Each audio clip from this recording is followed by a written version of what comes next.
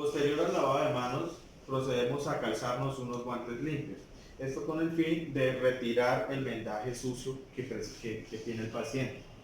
Vamos a revisar la historia clínica para ver el estado de salud de nuestro paciente y así poder continuar con la valoración de la herida. Nuestro paciente se llama Marcos Gómez, de 65 años. Y los antecedentes de la herida presenta una evolución de aproximadamente 4 meses.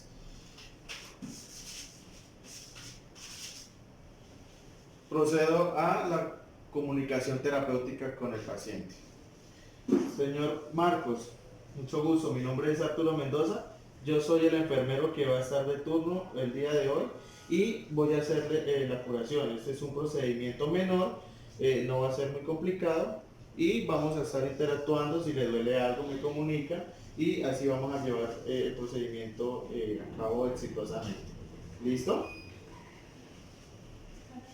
Procedemos a destapar la herida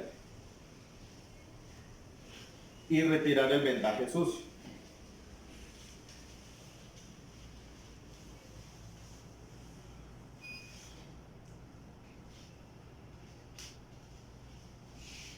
Ese vendaje sucio lo vamos a desechar junto con estos mismos guantes en la caneca roja.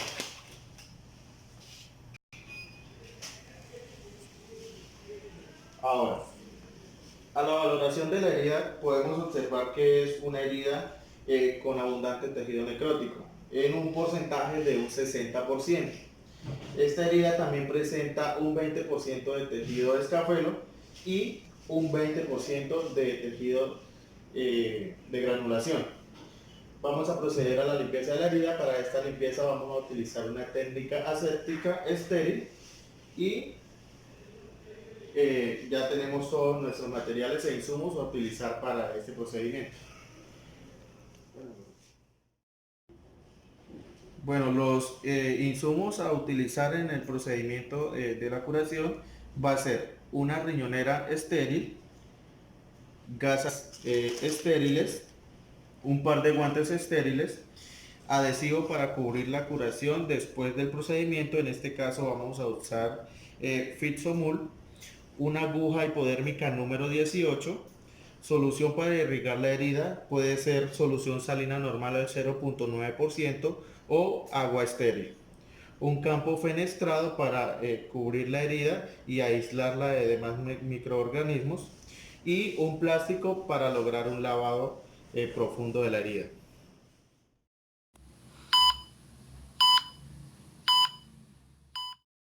Posterior al retiro del vendaje sucio, voy a proceder a un lavado de manos clínico para así poder continuar con nuestra técnica estéril. Este campo va a ser nuestro campo estéril, donde vamos a hacer disposición de todos nuestros insumos y mi asistente va a ser la encargada de pasarme todos los insumos que sean necesarios para la realización del procedimiento. Voy a iniciar con la postura de guantes estériles.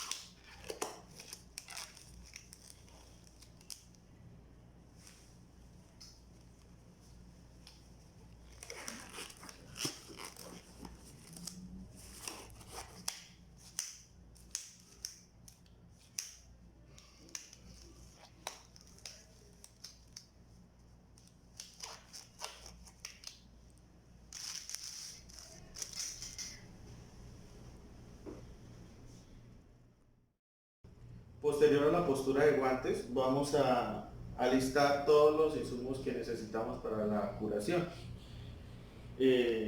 Iniciamos con la riñonera.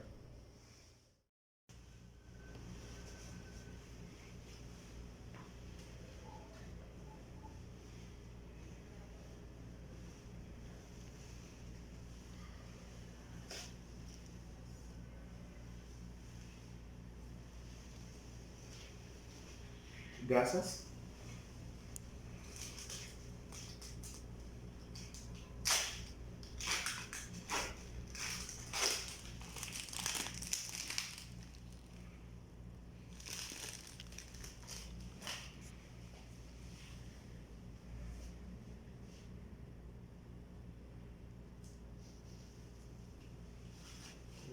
solución para irrigar.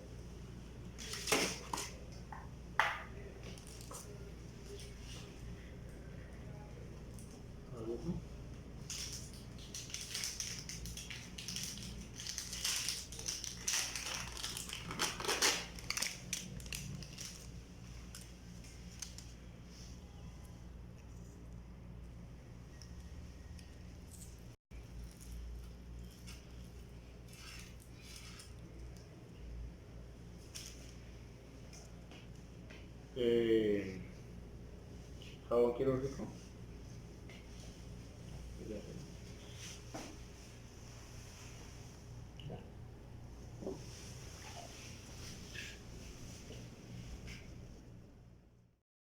Una vez alistados nuestros instrumentos y elementos básicos para realizar la curación, procedemos a la limpieza de la herida.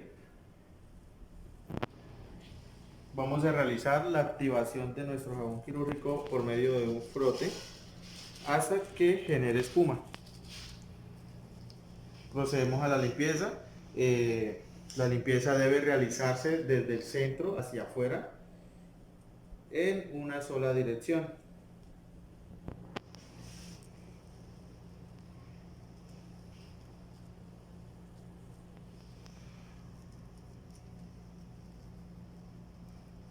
Desecho en la caneca roja y tomo otra gasa.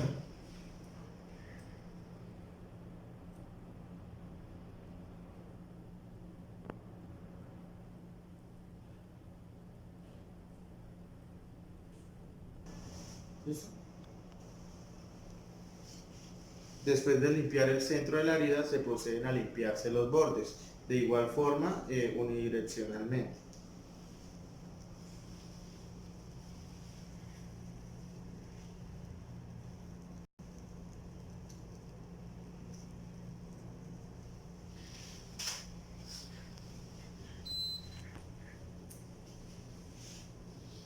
Se repite el procedimiento hasta que la herida quede completamente limpia. Vamos a retirar el exudado presente en la herida con el fin de mantener una limpieza. Después de la aplicación del jabón quirúrgico, se procede a retirarlo. Entonces, mi compañera me va a regalar solución salina. Una vez hayamos limpiado nuestra herida con el jabón quirúrgico, procedemos a la irrigación con solución salina o agua estéril para hacer el retiro de los residuos de jabón que hayan en la herida. Vamos a hacer una irrigación desde el centro de la herida. Para alzar presión vamos a sacar el jabón que queda. Recordemos que debemos poner un plástico debajo para evitar pues hacer regueros de agua. Se seca de la misma manera desde el centro de la herida en una sola dirección.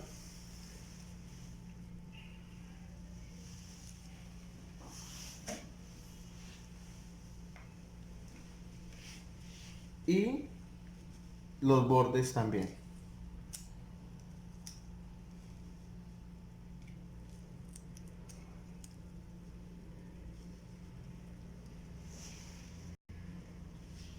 Al momento de la valoración de nuestra herida, podemos decidir si vamos a usar alguna crema con base medicamento antibiótico para ayudar a recuperar la integridad de la piel de nuestro paciente. Entonces, después de la limpieza, vamos a proceder al vendaje de la herida. Una vez terminada nuestra limpieza de nuestra herida, vamos a proceder al cambio de guantes para así poder colocar el apósito que vamos a dejar fijado. Recordemos que los guantes deben de ir uno abrazando al otro para evitar hacer rellenos. Vamos a hacer el cambio de guantes. Una vez ya calzados nuestros guantes limpios, procedemos a disponer de un paquete de gasas que vamos a utilizar como apósito. Recordemos que debemos usar un apósito bastante grueso porque nuestra herida está presentando exudado.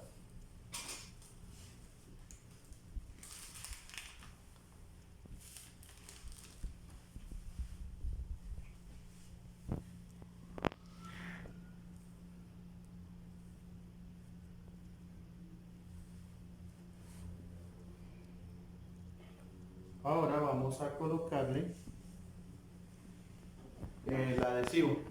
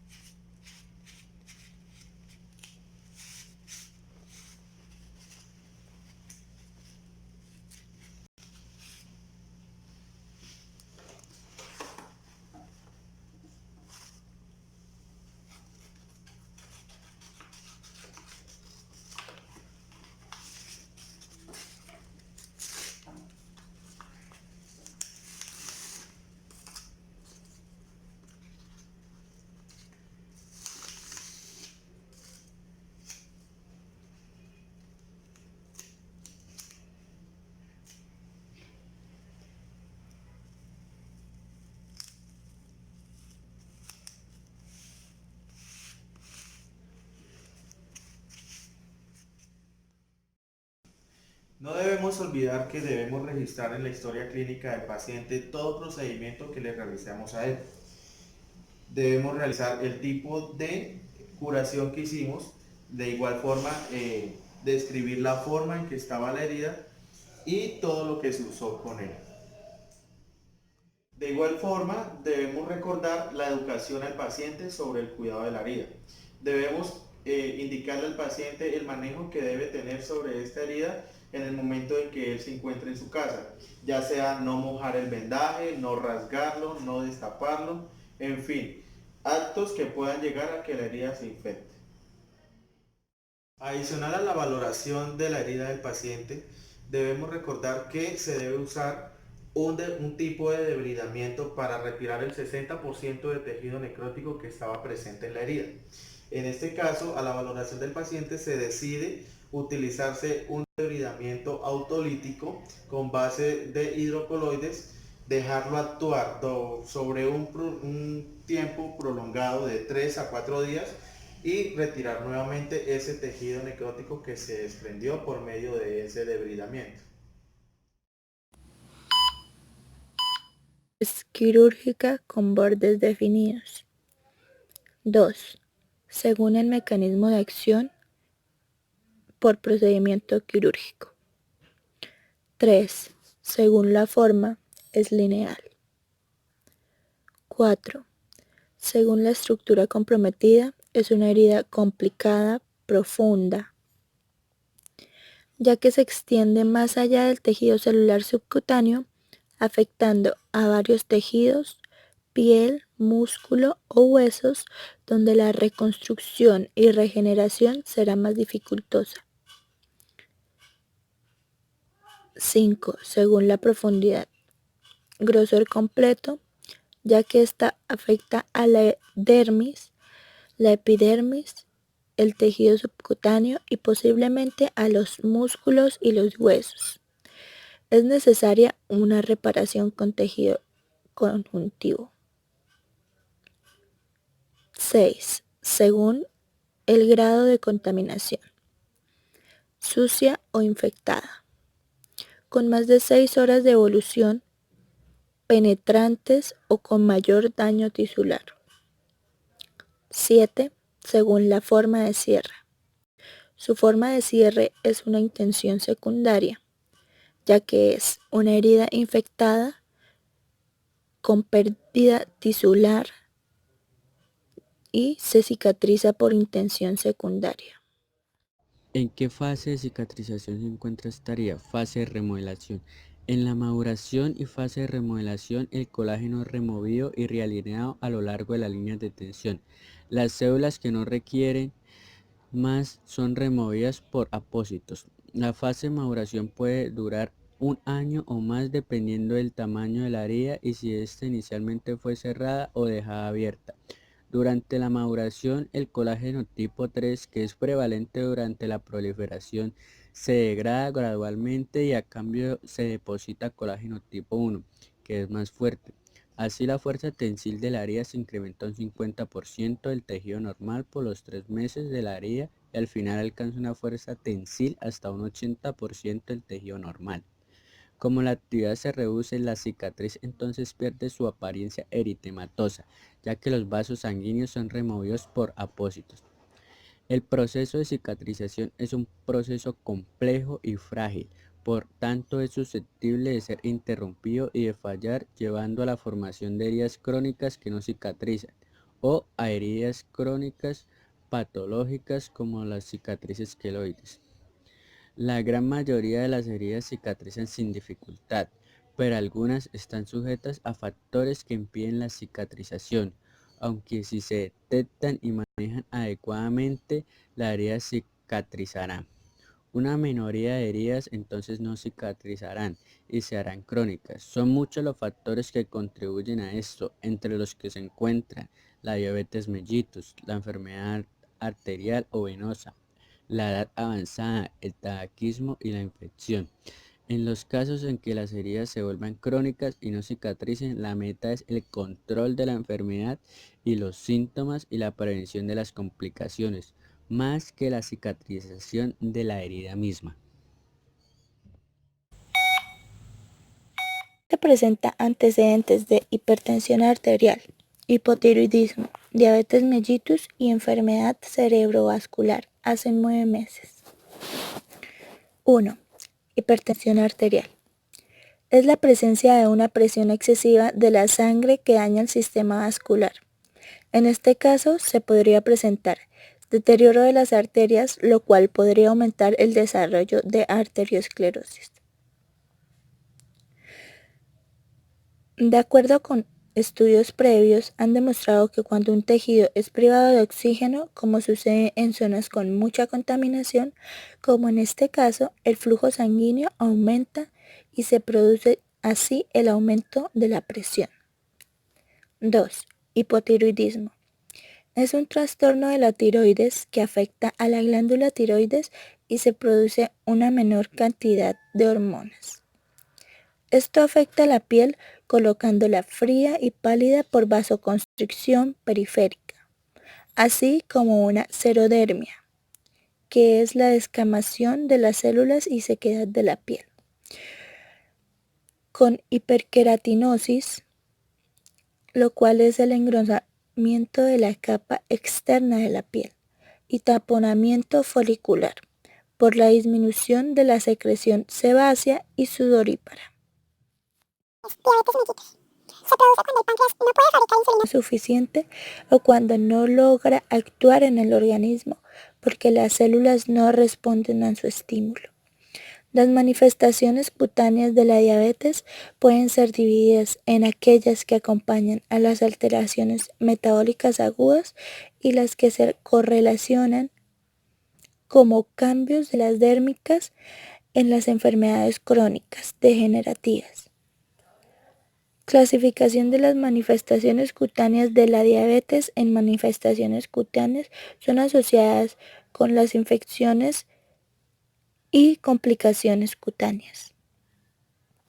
Se puede clasificar entonces a las manifestaciones cutáneas de la diabetes mellitus de la siguiente forma: infecciones cutáneas, enfermedades cutáneas no infecciosas, rosis cutánea, acrocordones, estrías de distensión, pseudoacantosis nigricans, entre otras.